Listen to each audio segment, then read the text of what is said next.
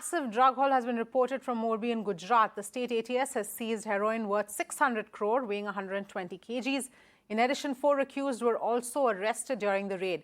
As for the police, the drug consignment was transported via the sea route through a wanted Pakistani drug lord. The police also revealed that the smuggling plot was hatched in the Somali canteen in UAE, and the drugs was later slated to be transported to Africa. Remember, this comes just weeks after drugs to the tune of 21,000 crore was seized from the Mundra port. Amit Rajput is joining us for more details here. Amit, आप हमें क्या बता सकते हैं इस पूरे मामले के बारे में?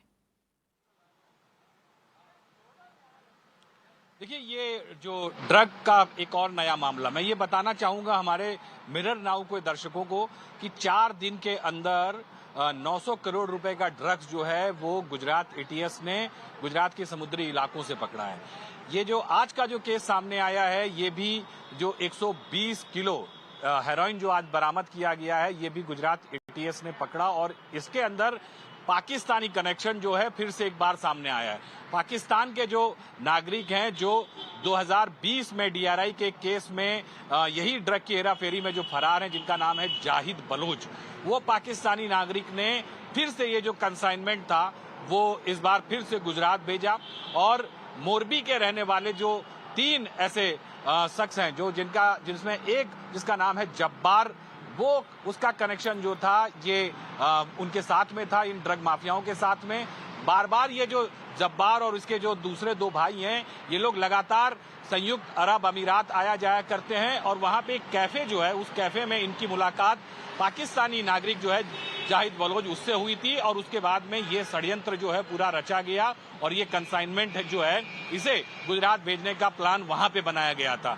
एटीएस ने जब पूरा खुलासा किया है तो उसके अंदर ये बात भी सामने आई है कि पहले 4 लोग थे, लेकिन चौथा जो व्यक्ति था वो निर्दोष था। उसके मकान में ये लोगों ने क्योंकि उसका मकान रिकंस्ट्रक्ट हो रहा था, वहां पर जब ये माल पोर्ट पे आया, पोर्ट पे आने के बाद में ये माल को उस मकान में छुपा दिया गया और उस व्यक्ति को जिसका मकान था उसे पता नहीं था, बाद में एटीएस ने उसे छोड़ दिया। लेकिन 3 जो मुख्य एक्यूज्ड हैं उनको एटीएस ने गिरफ्तार कर लिया है।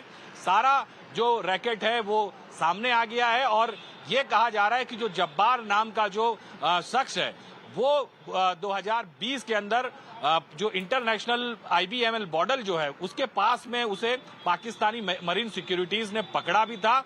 2 महीने तक पाकिस्तान की जो आईएसआई सुरक्षा एजेंसी है, उसके अलावा जो ये पाकिस्तानी मरीन सिक्योरिटीज हैं, उन्होंने उसकी 2 महीने तक इंट्रोगेशन की और 2 महीने के बाद उसे छोड़ दिया। तो ये एक बड़ी बात है कि 2 महीने बाद आईएसआई ने और मरीन सिक्योरिटी ने क्यों उसको छोड़ा, तो उस दिशा में भी एटीएस जो है वो जांच कर रही है।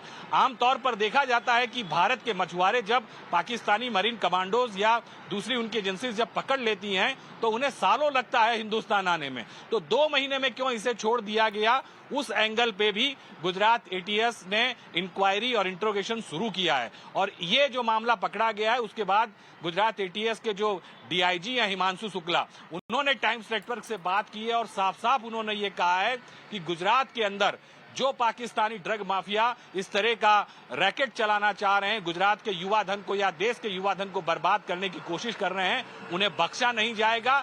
जितने भी इस तरह के ड्रग कंसाइनमेंट पाकिस्तान के नापाक जो ड्रग माफिया हैं उनकी तरफ से अगर इस तरह की हरकत की जाएगी तो उन पे कठोर कार्यवाही भी की जाएगी।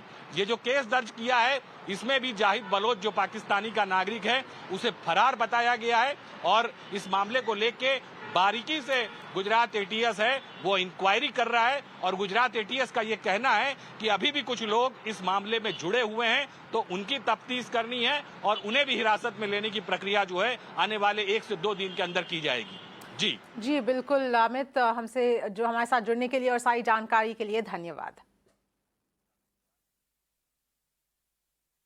Well, from one drug bust to another, this is now a drug bust in Maharashtra where 1,127 kgs of marijuana was seized by the Mumbai NCB from Nanded. This is one of the highest seizures that the Narcotics Bureau has made.